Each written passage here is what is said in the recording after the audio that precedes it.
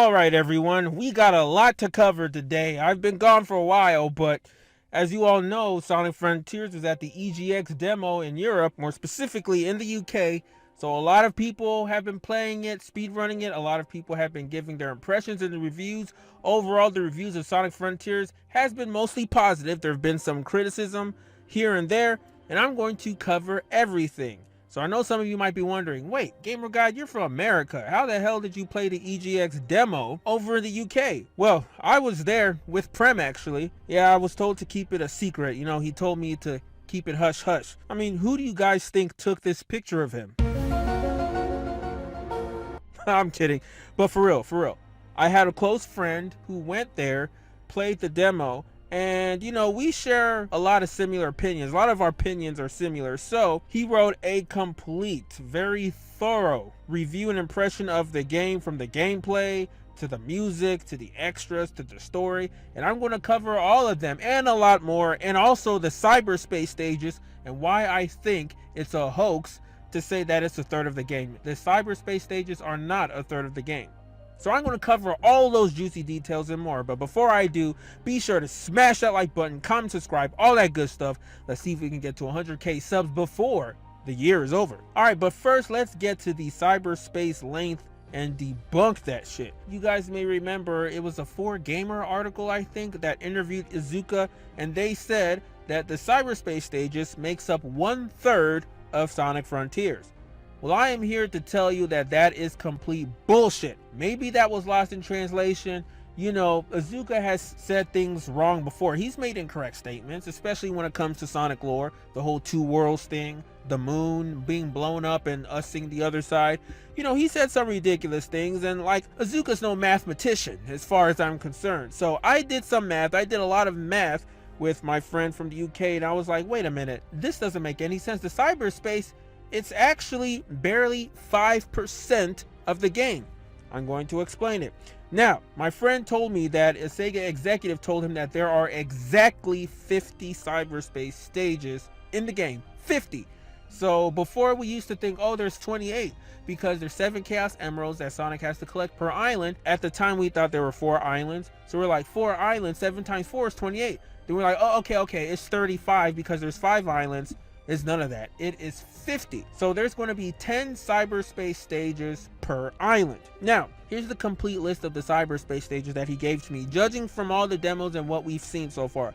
1-1. Now, anytime you see 1-this or 1-that, 1 stands for the first island, Kronos Island, and 2- will be Ares, and then 3 will be the 3rd island at Volcanic Island, and the 4th and 5th. So if there's going to be 50 cyberspace stages, 50 divided by 5 islands is 10. So 1-1 is going to be Green Hill, of course. The 3D level, you know that Unleashed Windmill Isle? The first act of Windmill Isle from Unleashed, cyberspace stage 1-1. Now 1-2 is Sky Sanctuary, you know, which is based on Windmill Isle Act 2 from Sonic Unleashed. Now, it's kind of weird to me that Sky Sanctuary is the second cyberspace stage, the second level, besides Chemical Plant. You know, you would think it would be Green Hill, Chemical Plant, Sky Sanctuary, because it's kind of been like a Mandela effect. Now, how a lot of people, especially young Sonic fans, think that, you know, Chemical Plant comes after Green Hill, when actually Marble Zone came after Green Hill in Sonic 1. But even I forgot, because Sega always likes to put Chemical Plant after Green Hill. And then Sky Sanctuary is always the 3rd stage, when that's like the penultimate stage in Sonic 3 and Knuckles. But yeah, Sky Sanctuary is 1-2, which is very weird. Now 1-3 is the 2D city level. Now we have seen that in potato camera quality back in the SGF Summer Games Fest, but that's 1-3. Now 1-4 is Green Hill 3D, based on Green Hill, Modern Green Hill Act 2 from Sonic Generations. That's Green Hill at sunset. I don't actually think we saw that at Gamescom or EGX so far. I think we've only seen it at SGF. Now 1-5, we have seen this recently. That's Chemical Plant 3D, based on Modern Chemical Plant Act 2 from Sonic Generations. That's 1-5. Now 1-6 is Green Hill, 2D Green Hill, which is based on Green Hill, Classic Green Hill Act 1 from Sonic Generation. And yeah, that one looked a little wonky from what someone showed in the footage. Like, apparently you can spin dash through the loop-de-loops, but Sonic kind of stops in his tracks when he's trying to go through the second one. It's because Frontiers physics was not built around boost gameplay, especially boost 2D gameplay. You know, it was built around the open zone gameplay. So I'm gonna get to that later, the whole criticism of Cyberspace. Sega really needs to patch that. I know it's only 5% of the game, but Sega really needs to fix that, because everything else is so good, you know, especially the physics. You can toggle that. Okay, so that was 1-6. Now 1-7 is the 3D city level. Now this is the one at night that's based on Sonic Adventure 2, City Escape, and then the rest are unnamed. There's 3 more left, because so far I've listed 7 stages. So the remaining 3 is the new 3D city level, that one that Sega showed briefly. That I think that's based on an original level, so it's completely new.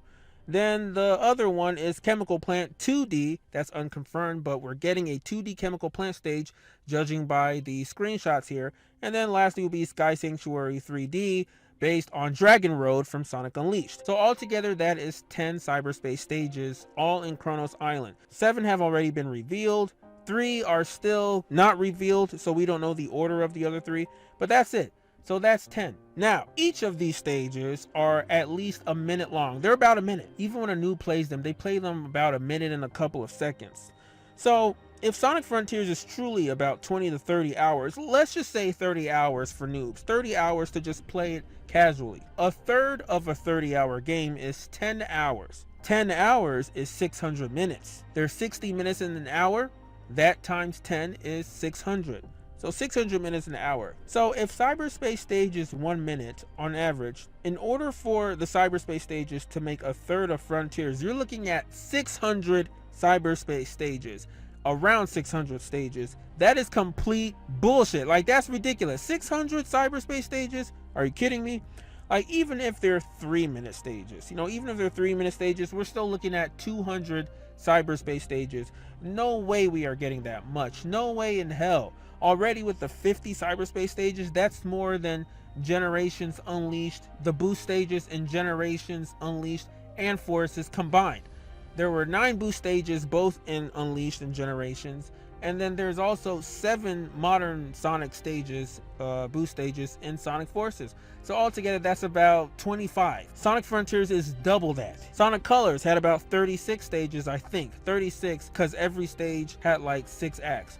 So this is a lot, 50 stages. There's no way that is going to be a third of the game. You're looking at about 50 minutes to maximum 75 minutes of Cyberspace stages. So roughly an hour, 15 minutes of Cyberspace. And that out of a 20 to 30 hour game, bruh, that's not even a 10th of Sonic Frontiers.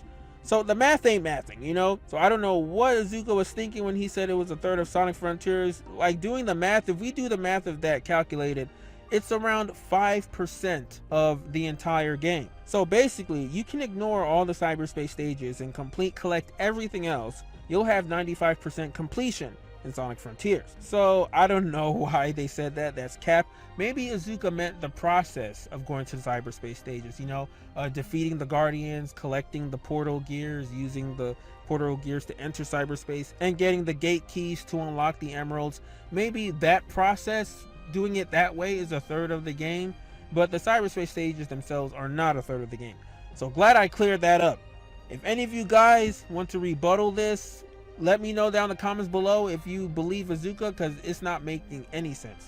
Alright, so with that out of the way, Kishimoto has also said that they're going to continue working on the game, continue patching up the game. So basically this person says, "Thank you, I'm really looking forward to it. Traditional level progression within open world games hasn't quite been done until now. My main concern for gameplay is the lack of Sonic's beautiful pinball-like physics.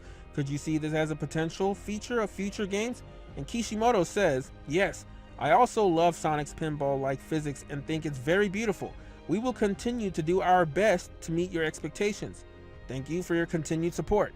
Now I think Kishimoto is talking about Frontiers, because it's true. They have been playtesting this game several times per year, you know, every couple of months, and they've consistently and continuously improved on some things, patched some things up, fixed some bugs. That's why I encourage everyone to criticize, nitpick every single bug you see while playing the Frontiers demo, so they can fix that. So because I've noticed as time goes on, this game is looking more momentum based. with the whole drop dash thing going off slopes. I didn't see this before at all in the early builds, so that's great. And if they can do this, I hope they're listening to the criticism of the cyberspace stages. I want them to fix that, because we need better cyberspace stages. I don't care if it's only 5% of the game.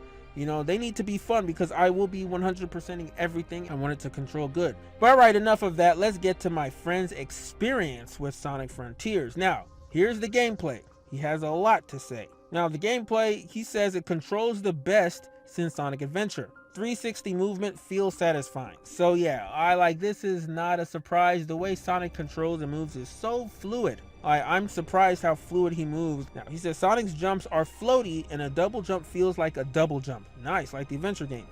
Drop dash lasts for a while and can get you up hills. Can also be used as an attack. Gameplay flow feels great. You feel the freedom after the tutorial, and lightspeed dash sections are littered. You can lightspeed dash to skill points, so none are left behind. That's great. You can also lightspeed dash to get rings and skill points. Bosses are actually challenging and require you to memorize attack patterns, hard mode. You can farm portal gears on Ashura just by cycloing both feet and then finishing them from attacking on top, so you get 3 portal gears, while if you just attack from above you only get 1.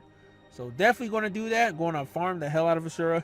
Cyberspace is harmless but boring with atrocious physics. Green Hill's okay, Sky Sanctuary is just rail switching most of the time. The 2D city level is actually quite fun, and Sonic's jumping in 2D is good now. Complete all 4, you get 4 Chaos Emerald keys. The challenges are so easy, I got all 4 challenges done on all 3 stages first attempt. So I unlocked 3 Chaos Emeralds. Alright, now this one needs a bit clarification, because I told him, wait a minute, do you mean like every different cyberspace stage you get a key to get the Chaos Emeralds, or is it completing the challenges within a stage? He said the challenges. Now every cyberspace stage seems to have 4 challenges, right? The first challenge is what everyone should beat. You got to beat the level to get that first challenge done. Then the second challenge is collecting all the red rings, all 5 red rings. The third challenge is beating the stage, collecting a certain number of rings, like completing the level with 80 rings or 100 rings. And then the final challenge is beating the level in a certain amount of time to S rank it. So those are standard challenges. There's 4 per stage. So it looks like if you complete all 4, you get 4 Chaos Emeralds. So damn, it looks like the cyberspace will be the best, easiest way to get supersonic. So just by completing 2 cyberspace stages, you can get all the Chaos Emeralds and be supersonic. That's awesome, bro. That's awesome from what I'm reading here. Now the story and setting. I feel the eerie atmosphere. Sonic's interaction with the open world, with certain things like the Cocos, Hermit Cocos, and cyberspace portals and others, are presented very well and clear to show this isn't what Sonic is used to. Sonic seems out of place in a way where he doesn't belong here, but tries his best to understand what's going on. Eyebrows animated in cutscenes, that's good to hear. Sonic voice acting is different, but very good and fits the tone of the game. You can actually feel sympathetic towards him, and his emotions are conveyed very well. For example, his worry about Amy, his disbelief in being destroyed by the Titan and woken up after being yeeted, and he literally pants and breathes heavily like he's about to die and looks horrified. Now the extras. Elder Coco jump scare, but it might be a glitch as it only happened to me. They talk. Oh, okay, I didn't know they talk. The Elder Cocos, not the little ones. Their own language Sonic somehow understands. Alright, Amy had her own little Coco dressed up like her. Yeah, I saw that in that cutscene. Now my friend also glitched under the map while fighting a shell enemy. So he says, Sega, fix your game. So yeah, just little glitches here and there. I hope they fix it. And Sonic has air animations, such as the one from Sonic CD, and does flips. Yeah, when he gets off like a slope, or yeah, I've seen that. It's very cool. Now, after getting beaten by Titan, Sonic seems very defeated and deflated by how he's talking and his facial expression, and admits he can't defeat the Titan the traditional way, and says he's got to get the Chaos Emeralds and a bit of luck, implying he thinks even Supersonic might not even be able to beat it. Alright, so that's nice. That's everything that my friend has covered from playing the demos. There is plenty more that I didn't cover, like those pyramid sections that are hovering in the midair are intense platforming sections, which I don't know why Sega hasn't shown. There's one for each island. So far I've seen the one in Kronos and also the one in that volcano island.